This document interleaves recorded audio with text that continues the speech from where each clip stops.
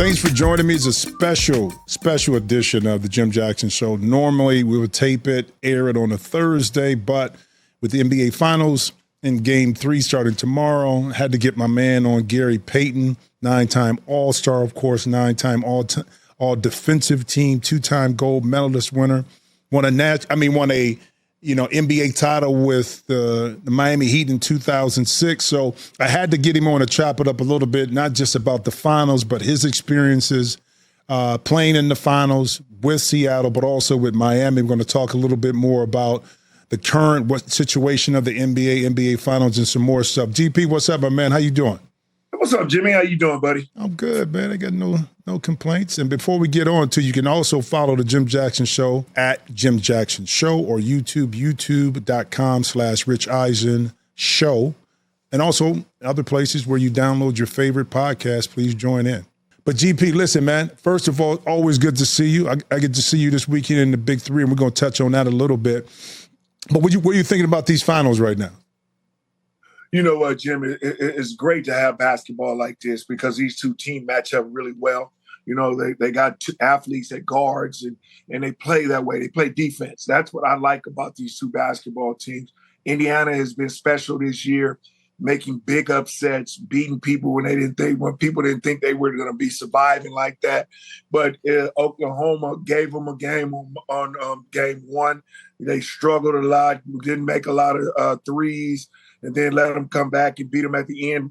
Indiana does that. But then, Oklahoma comes back and blows them out by 16. That's just good, man. Indiana did what they had to do. They took home court advantage. Now let's see if they can hold it.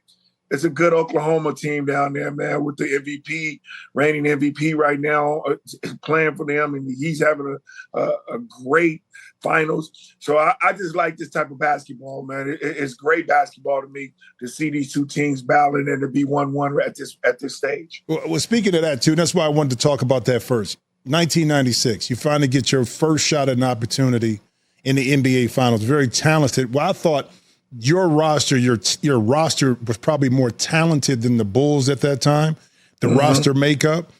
Uh-huh. But it was a guy named Michael Jordan, of course, and Scottie Pippen that played. But, they ended up winning the series 4-2. Walk me back through your first experience playing in the finals, in particular against that Chicago Bulls team. Well, Jimmy, that was an experience, man. We had got tired, though, man. Really? I think we had did two game sevens in that playoff run. I think we did Utah and somebody else. I think we beat Houston and beat them. But the series before that game and against Sacramento was pretty tough. Right. And then I had hurt myself during that time. I tore my calf muscle, and it wasn't that. But I thought we didn't play to win. We just played to survive.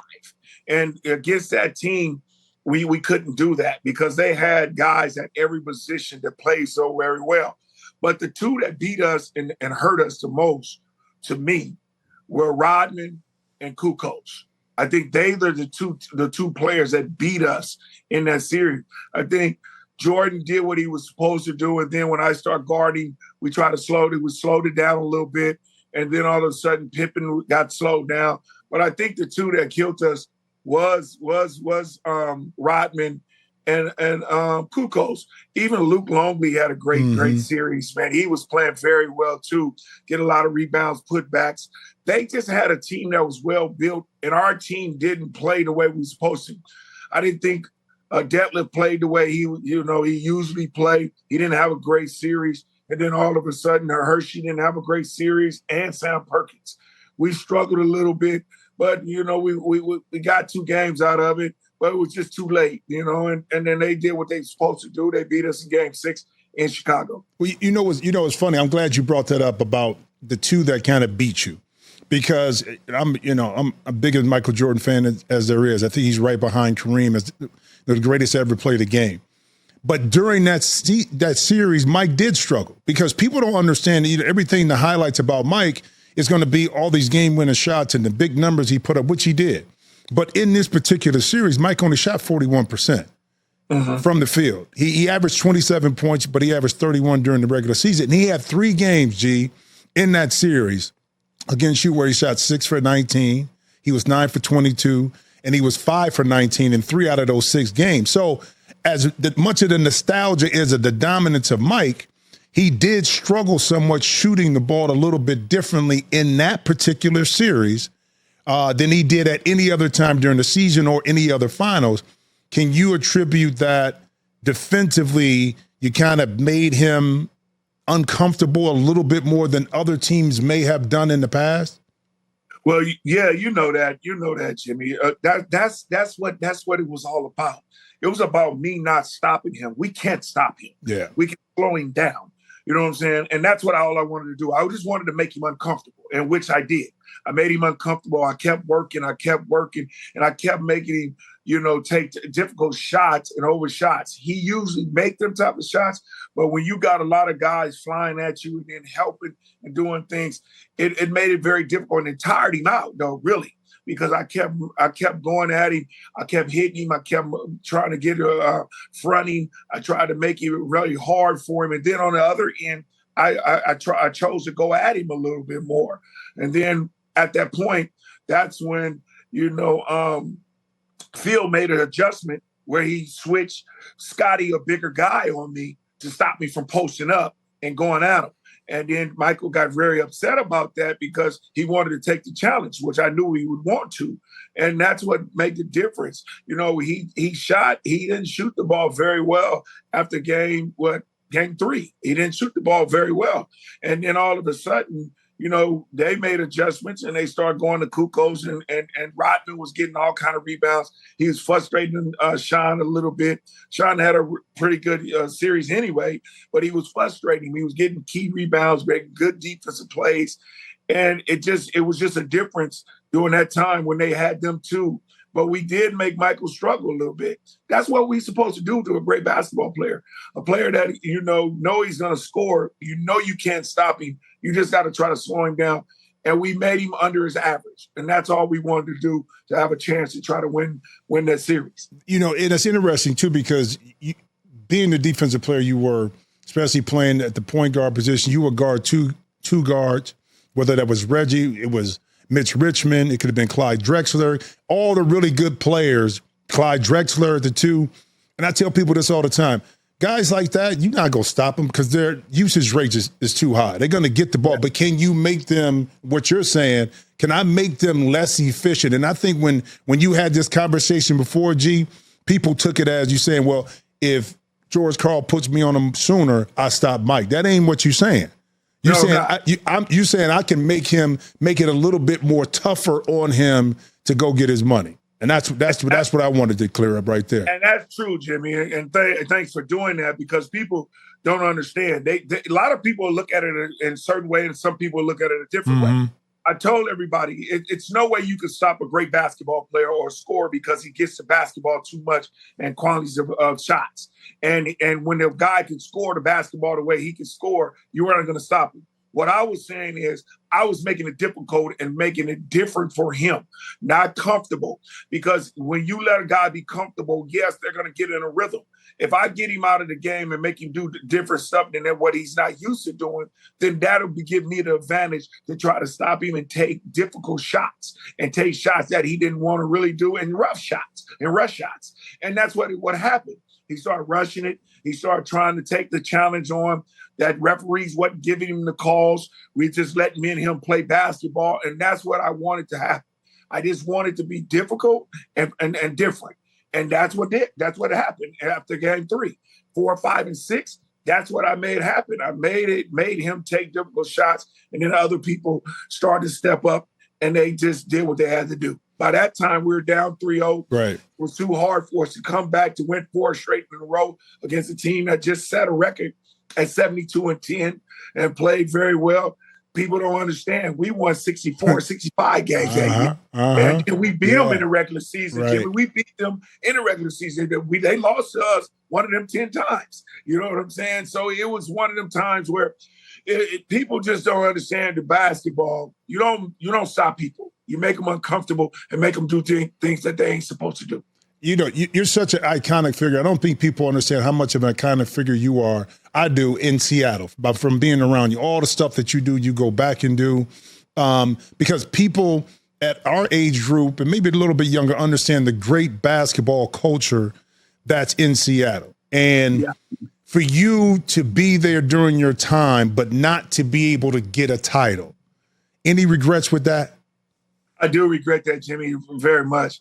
You know, I thought that after 96, we shouldn't have broke the team up. Sean shouldn't have left the following year. He left in 97. And then we lost to Houston or somebody on a bad shot or whatever. But we shouldn't have broke that team up. I thought we had a good run after we went to the finals in 96. We had about 3-4 more years to try to make a run, but we didn't. You know, we broke up 1 year later, and then all of a sudden I'd start playing with different basketball players all throughout after that for 7 different years. And it wouldn't happen. And that just spoiled it for the Seattle fans and for the city of Seattle, because we did have a great team for 7 straight years, 7 good years. We had a great team, and we should have went to more finals, but you know we was running into the Utahs too. You know what I'm saying? They were pretty good, but I just think if we'd have kept that team together, it would have been a little bit different. And I'm very disappointed that we didn't get a chance to try to win a championship more times than we did. Yeah, it's a trip too. And then, like you talked about movement. For you, then it was, you know, you went with the Lakers, with the Bucks, with the Celtics. Ultimately, you end up going to Miami. But here's GP, the glove here, this iconic basketball figure for iconic franchise playing. But then you had to move on. And not only you move on, you moved on to multiple teams. How did GP handle moving away from Seattle to these different teams? Ultimately, end up getting to Miami to win one, but that in-between stage, how did you handle that? Jimmy, it was a decision that I made. I didn't want to leave Seattle in 2003. It was just that the culture there and the ownership had turned bad. You know what I'm saying? It had turned bad, and we weren't on the same page. And it was time for me to make a change. You know, I didn't want to make the change, but they wanted to. You know, they wanted to do more things of an entertainment thing, which a lot of teams are doing now with a lot of their owners. You know what I'm saying? But we weren't into that. We were trying to win. You know what I'm saying? And then I decided if I do move and do get traded, I'm not going to be loyal to a team like that no more. If an owner comes in and want to do it like a business, and that's what it is. It's a business. And I didn't really understand that at first. And then I started running. So then I chose just to only sign 1-year deals. That's all I wanted to do. 1-year deals. If it didn't work for me, I'm going to go on to the next team and see if I can work to get a championship. And then it was just nothing but a chase of championship at that time, Jimmy. I wasn't even really trying to play basketball anymore because I felt that I left the team that I was supposed to be, and that made me. And so I didn't want to try to really, really be at no other team for 5 and 6 years. It wasn't that. I could have went to a team, make sure to let me tell you, Portland offered me after I got traded and went to Milwaukee for 2 months. They offered me a 4-year deal to be there. I could have did that, but I decided no, I wanted to go and try to win a championship. So after the Laker thing, I didn't even think I was going to go anywhere else, but the Lakers decided they wanted to do something else. And then I said, forget it. Let me just start to try to win a championship. Boston came. They wanted to do something. Wasn't really a team for me because we didn't have all the pieces. We only just had me and Paul Pierce, and then they went and got Antoine Walker. That wasn't really a fit for us. You know, we were young. And then all of a sudden, Miami came, and it was just a no-brainer with all the players that we had on there, great players that was on there, that I knew that we could have a chance to win a title. And so happened we did. So you're strong-minded. Pat Riley, who eventually took over for Stan Van Gundy. I played for Pat, so I know what it is with Pat. Okay, I want you to give me a couple stories, but how did that work with you and Pat? Because I know you, G, and I know Pat. Yeah, that was that, Jim. You know what that was about. Me and Pat got into it and bumped heads a lot. Right. You know, we were cussing and hollering at each other a lot. But you know what? That friendship got so good now that me and Pat is really tight. You know what I'm saying? Pat had already told me that he wanted me for a long time. You remember, Jim, he came after me in 96. He offered me the most money over to Seattle to come to Miami, but I just didn't want to wear my body down because I knew about his practice styles and how long I wanted to be in the pros. I didn't want to tear myself down. So when I went to him at a later stage, my mind was already set up. I'm gonna probably be in the Hall of Fame. I'm an OG dude, man. I'm in my later state. I'm 36, 37 years old. And I couldn't deal with it. I couldn't deal with what he wanted to do and the way he talked to us and the way he did things. But I understand he's a winner. Yeah, that's the way he was. And then I had to go and talk to Magic Johnson. I had to talk to guys like that to say, yo, how can I deal with this guy about what he's doing so that I won't blow up and he won't blow up? Mm-hmm. We had a lot of times that we did. I even got Shaq off of him one time. You know, I even got Antoine Walker off of him one time. Yeah. So, you know what? Pat will get you to them stages, but all he wants from you, Jimmy, is the best. That's it. That's the only way he can coach. And that's the only way he managed teams is to win. And that's just the way he did it. He did the Lakers like that, and they won a lot of championships. And then he won his first title with Miami. And then he went and put a team together with LeBron and them and won more championships. Mm-hmm. So, that's just the way he is. And I just had to accept it. And, we clash. But right now, me and him are great friends. We're going to be in the Big 3 in a couple of weeks. And Miami, that's right. Yeah. We already planned on doing something out there for that team during that time, that team that won it. And I'm doing a lot of things while I'm there and we'll get there early. So that's just the way it is. And, I respect Pat. I know he respects me. But during the time, we bumped heads, but we worked through it. Bro, I'm going to tell you this. When Pat, a couple of things I say about Pat. One, he expects you to be a professional. Come do your job. If you do your job, do what you're supposed to do, you go play. And he expects that you know and you are a professional. Right. That you come to work and you study your film, you do all the work, you go be in great condition, okay, because of that. So he expects you to do your job. And a lot of coaches don't. So I think a lot of times Pat, being old school, is bringing that mentality that, listen, I'm not here to coddle you. I'm not here to baby you. You got a job to do. I got a job to do. I will say this. The organization from top to bottom is just one of the best. I mean, they take care of a lot of stuff, right? Like off the court stuff, they try to take care to eliminate any problems you got, right? They do. They do that. Let me tell you something, Jimmy, that I'm just going to be honest with everybody. That's probably the best organization I played for in my whole career because they do everything top notch. And Pat doesn't take anything from anybody. He wants it to be top tier. If it be the bikes that we rode on, we're going to have the top bikes. The bikes will cost $1,000 a bike.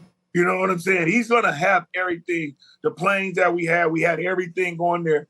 You were right, Jimmy. If you do the right things by him and play hard and work and get in the gym and do what you got to do, it's going to be top tier and it's going to be A1. Even bringing us to the houses, having dinners and having team unity things and going to the movies and stuff together. Yeah. That's what we did. We did things like that. And that was the top 10, and especially with the ownership there. Mickey Erickson. Mickey, one of the best, man. Mickey Erickson it was one of the best owners that I ever played for, too. Hands down. Hands down, right? He's a part of everything. Mm-hmm. He let you be you, let you talk. Even his son and his wife was involved with a lot of our things, coming to a lot of events, being there, being supportive. And that was just one of the things that I loved about it. When I got there, is because seeing that on their organization and not an organization where they just bring you in as a piece of meat and say, hey, you're supposed to win for me. Mm-hmm. That's it. Go on about your business. No, that's not it. They wanted you to have the top stuff. They wanted you to be right. They wanted you to be in shape. They wanted you to have condition, top doctors, top everything. And that was just the way they were. Hey, bro, listen. One time we played well, and we were in between Western Conference trips, right? Two stories. One, we were flying either to Denver or from Denver somewhere else. Man, he took us to Vegas one night. Mm-hmm. One night. Now, we had to be responsible when we was there because we would have practice the next day and do some stuff. But Pat would give you those little nuggets. He would show you a little side like that. He'll be out to dinner. He may buy you dinner. Then he may not talk to you the next day in practice, though, but he'll show you. I think he was the kind that he really didn't want the room to really read him the right way all the time to really know. So he kept you on your toes. One time, we're playing the Rockets in the old Summit. We getting drilled at halftime, right? I mean, he come in on that chalkboard, bro, and I mean, just went off. Then he took this 18-karat gold Biblos watch, slammed it up against against the whiteboard. When we go out, come back, I end up hitting the game-winning shot, to win the game. We run off after the game. He goes through his stuff. Man, he gave me the watch.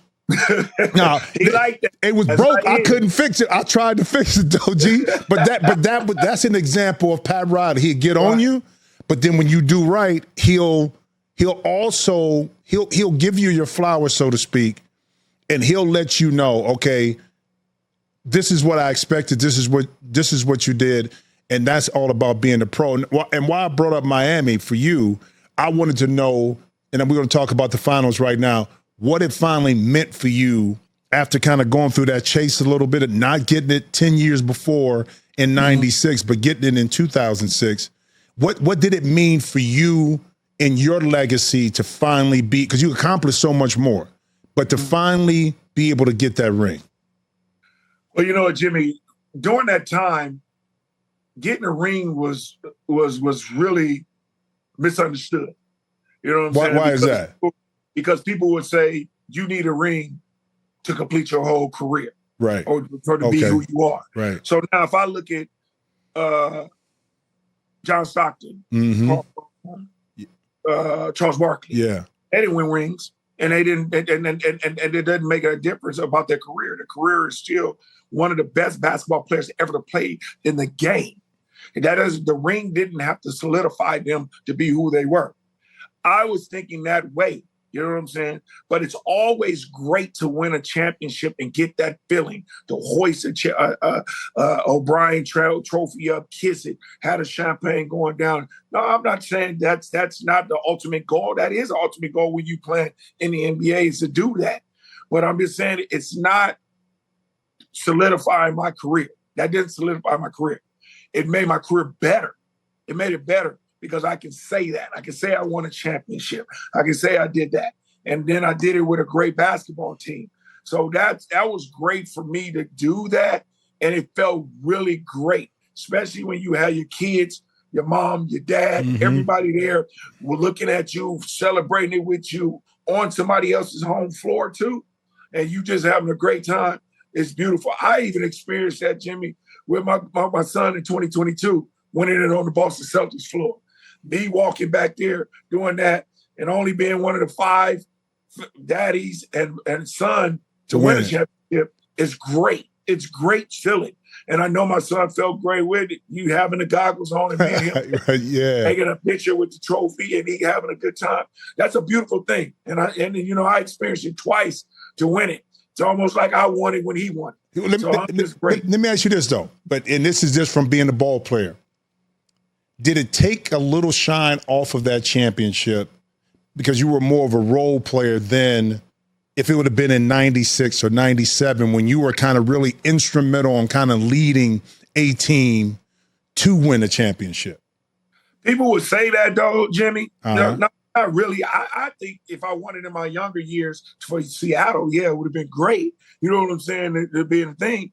But you got to understand, Jimmy, I made big shots in about 3 or 4 of them games to make us win games. Great point. You know what I'm saying? Great point. And even plus playing the minutes I played, maybe Jimmy, I still played 30-something minutes a game in the finals. I played almost 33, 34 minutes a game, and was on the floor at the end of the game making great defensive stands, doing that thing and all that.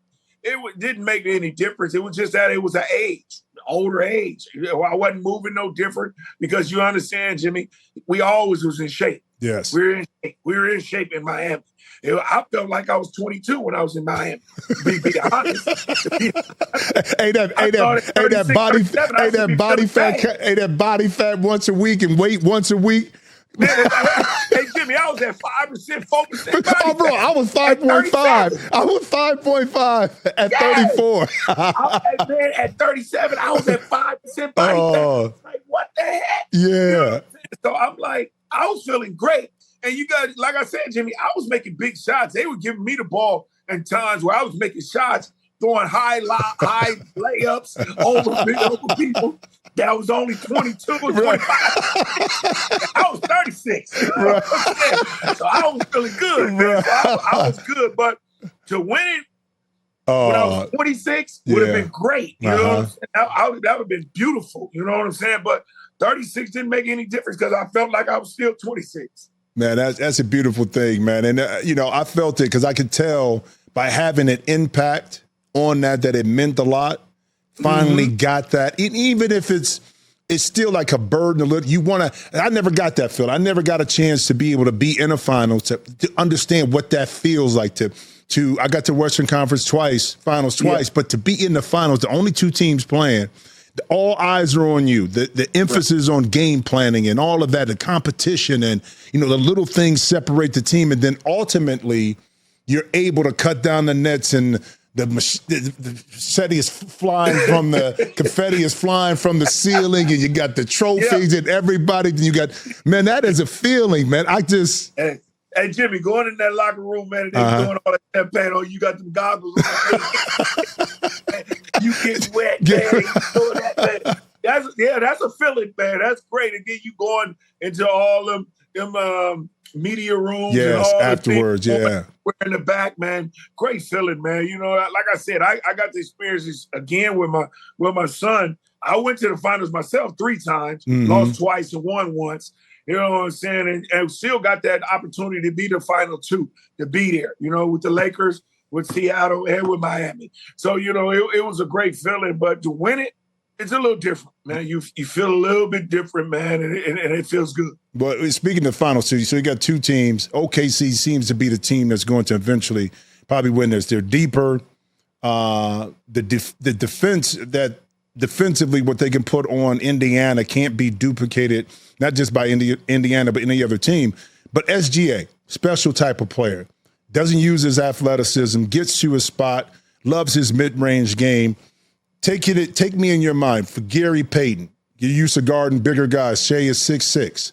If you're guarding him in today's rules, again, not to stop him, but slow him down, what would you do? I would try to frustrate him a little bit and make him uncomfortable with a lot of things. He's very comfortable of getting to his spots and dictating you and hitting them and hitting his mid-range shot because he's good at off the 1 foot step back and raising up over you.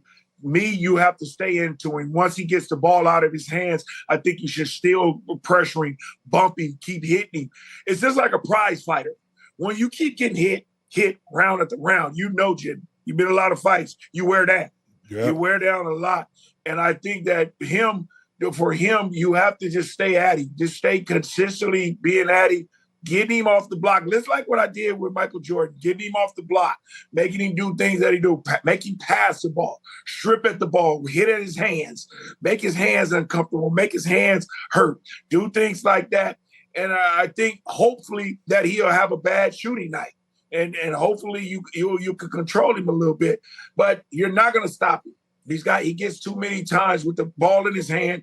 He gets too many times to make opportunities for him to shoot. And I just think they make him uncomfortable with what I would try to do for him. It's interesting. You got 2 teams that I think people thought that OKC would be in this situation just because of last year. Of course, Indiana was not on people's radar, even midway through the season going to the playoffs. But they both have similar paths to success as far as building their teams. Young talent, deep, they play defense, they like to run. We know in the NBA, when you win a championship, other teams like to copy. They wanted to copy Golden State, not so much Milwaukee, because that was a different style with Milwaukee, but they wanted to copy Boston. 5 players on the court that could shoot. Do you think that now one of these teams, when they win, you're going to start to see other teams saying, well, now instead of having a big 3, big 2, we need to be 8, 9, 10 deep and play that rotation all year, not just, later in the year? Absolutely. I think OKC has done a great job of drafting these players that can be right here. You know what I'm saying? Be the ones that play their role. And then when they get on the floor, they know who Batman and Robin is. You know, they know Shai is Batman and Robin is Williams, the young kid who is playing well. So you understand it. Then the other ones, like Dork and all of them, they just go do their job. And then when they get an open shot, they go get it. You know what I'm saying? And then they go on the other end and they play great defense. You know, everybody else knows their role. They know, hey, I'm going to get mine when I need to get it. But Shai is going to be the man. If he doesn't make shot, if he doesn't go and get a bucket, when he give me the ball, I got to be ready and I got to produce. And that's what he got. And people don't understand that. When they're coming off the bench, they're even deeper. They go 10 deep. They go 10 deep. Yeah. You know what I'm saying? And they all great basketball players, and they're young. And they know what to do. You don't have an ego on there.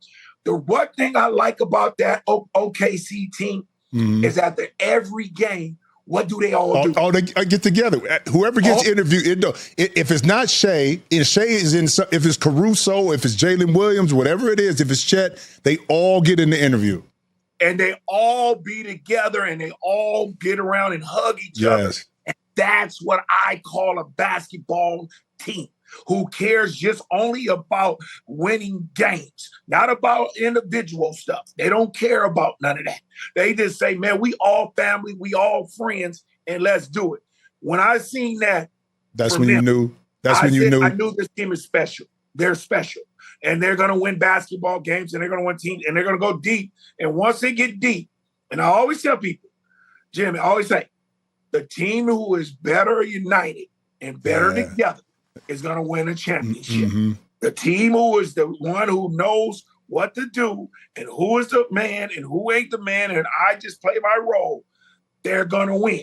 And when we won in 06, and I set a meeting and I told Shaq, I said, Shaq, look, get older, man. We can't go through you. Right. Free throws, you're not doing that. We got a young kid right here that you nicknamed Flash, and he rolling. And I said, we're going to go through him. And when we went through him and he averaged 35, and then he started kicking the ball to us, trusting us, and we playing defense, and we start knocking down shots. We start rolling. That's when you start rolling. That's just the way it goes, man. You have to have a team that's going to do that. That Boston did it last year. True. They had Brown and Tatum. But when they start saying Brown was a man and he started doing his thing, and then Brown kicked it in and became that man and won MVP. It is what it is, but they all were together. Yeah, see, and that's very similar to the Indiana team. They're probably not as deep talent-wise as OKC is, but they're a connected team, and their leader, Tyrese Haliburton, kind of an unorthodox game, so to speak, but still with size. I think his best attribute, bro, is just setting people up and passing the ball. He's a true point guard, Jimmy. He's a true point guard. He's probably the only true point guard. Him and Chris Paul right now. Because he don't look to shoot first. They don't look to shoot. He looks to get you off, and he's gonna get his points at the end or whatever he's gonna do, and then he's gonna wind up having 18 and 10 and 15. That is just him. You know what I'm saying? And he makes big shots at the end. So he's a real true point guard, and everybody always asks me what a point guard is. And I say Haliburton is him and Chris Paul right now is the only true point guards, really, because you've got to think, Jimmy, every point guard now, what did they play in college? The two.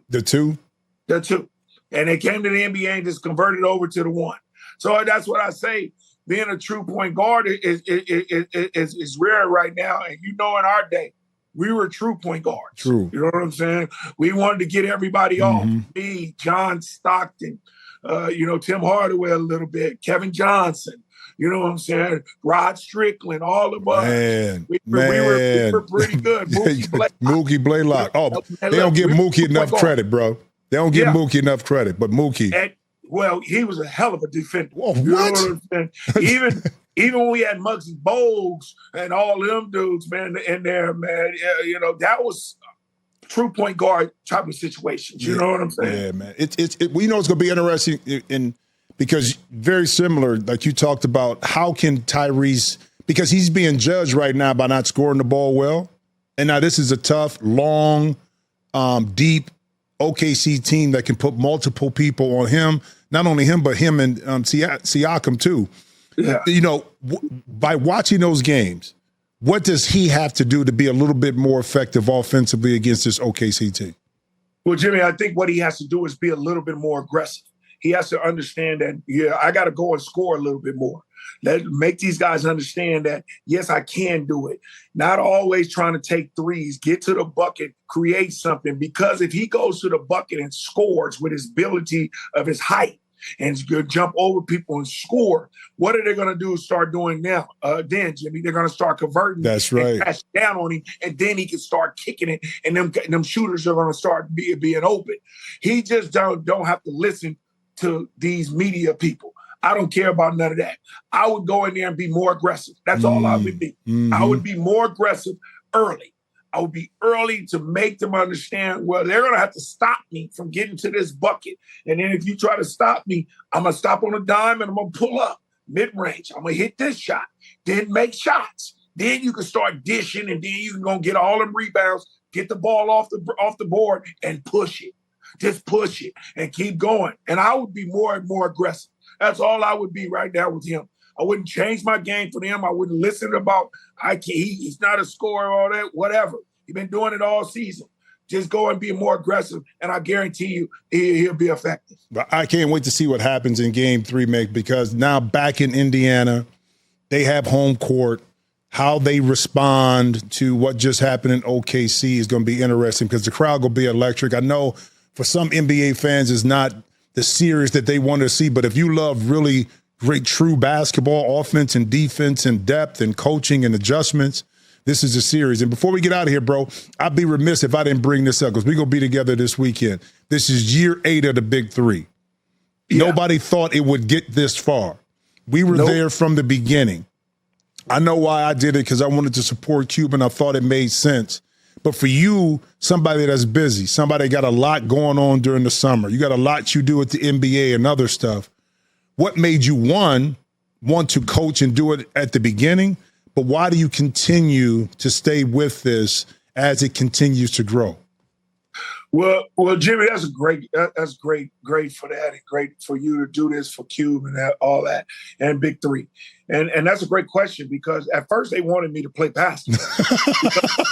That was crazy. Of course. That was real crazy. And when they came at me for basketball, I told them, no. That's not what it is. And then the first year, they really didn't get it, Jimmy. They didn't get it. Yeah, it was tough that first year. It was tough. They just wanted names. Yes. They didn't want people that's in shape. Now they get it. Mm-hmm. They get it.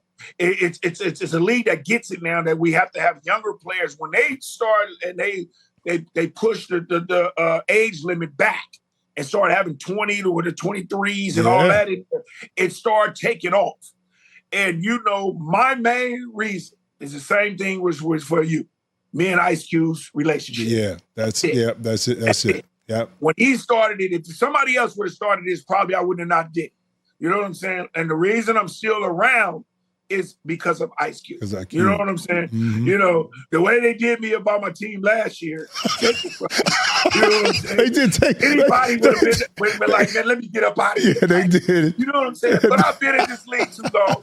It's cool, man. You know what I'm saying? It's a challenge for me. No, it is. You know what I'm saying? Okay. It's a challenge for me. It's a challenge for me to do things. When I had three-headed monsters, I took them to the finals almost every year. And people don't understand. I'm probably the winningest coach in there. I'm probably the winningest coach in the Big 3. So, but, it's a challenge, man. It took me from going to the championship a lot with three-headed monster and not winning, then taking over Bivouac for 2 years, 3 years and winning it. Now I'm taking over the Ball Hogs of Boston and putting that team together. It's just a challenge for me. And I know Q, they want to put it on me. They know of course, they know you can. But they know you can do it, though. You see what I'm saying? That's the thing.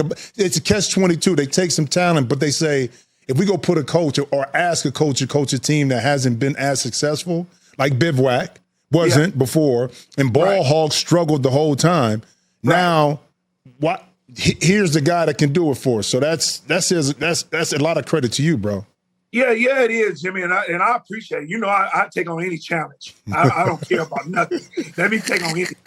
You know what I'm saying? Even this year, man, I'm telling you, the team that I put together, Jimmy, I think we got a good shot, man. And we got a tough team against Nancy Lieberman this week. You know, we play Dallas. That's going to be a tough challenge for us. But I got some players that can play. We're going to play my style of basketball, and I guarantee we're going to win. You know what I'm saying? And I feel good about it. This challenge is great. Like you said, you know, I hate that Rick is gone. Yeah. And, you know, his team struggled a little bit about the things. But it's a new thing with this team now. I'm bringing a new culture there. And hopefully that we can get a couple of, we can win and be successful. Bro, you know I appreciate it, man. I look forward to this weekend because year 8, getting better, but then how we hang out, talk, communicate, you get a chance to really kick it a little bit, man. So I appreciate you taking the time, sharing your insights, just kind of where you were at during those early years at Seattle to where you were at as a mature veteran and now a champion in Miami, and just kind of giving us a little bit more insight, too, on the finals that is going on right now between OKC and Indiana. So, bro, enjoy the game tomorrow. I know you're doing a lot. I know you got to travel, and look forward to seeing you this weekend, man.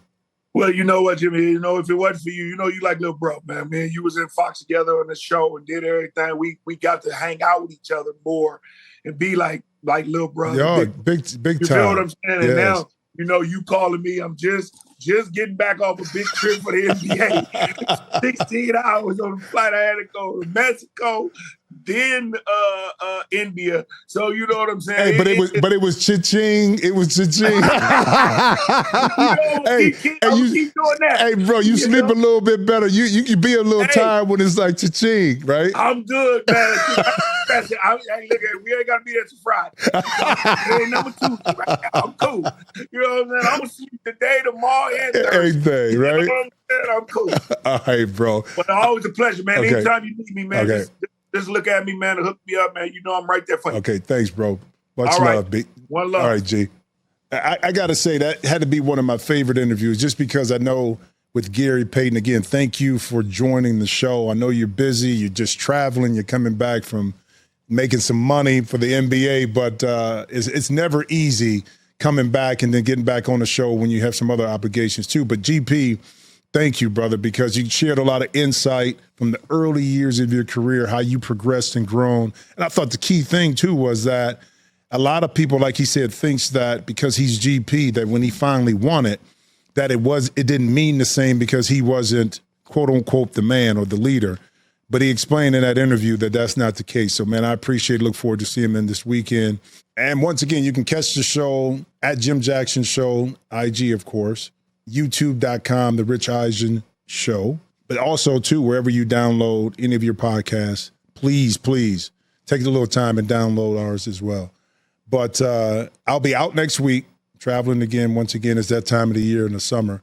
I'll be back stronger than ever. And I want people to also understand and have a great time watching and enjoying what I think is going to be some outstanding basketball. No, it's not the top markets, the top teams that you may have expected to be there, you know, maybe Golden State or the Lakers or it was New York. But when you really look at basketball and looking at these young men that are playing the game that are really growing and are kind of the future of what the league is going to look like, you get some really good basketball. I mean, and great basketball is going to be played. I think Game 3 is going to be very interesting. Can Indiana figure out a way to navigate through this tough, deep OKC defense? Can Haliburton, Tyrese have an impact early, like Gary said, to force OKC to have to collapse a little bit more and get them some shots? That's the beauty of a 7-game series. It's the adjustments from game to game because each game is a little bit different. Guys play a little bit different. Coaches think a little bit different. And that is the beauty of what we're about to witness in Game 3. So thanks again for joining me. I appreciate it. Again, next week I'll be off, but look forward to catching back up with you afterwards. Peace out and enjoy.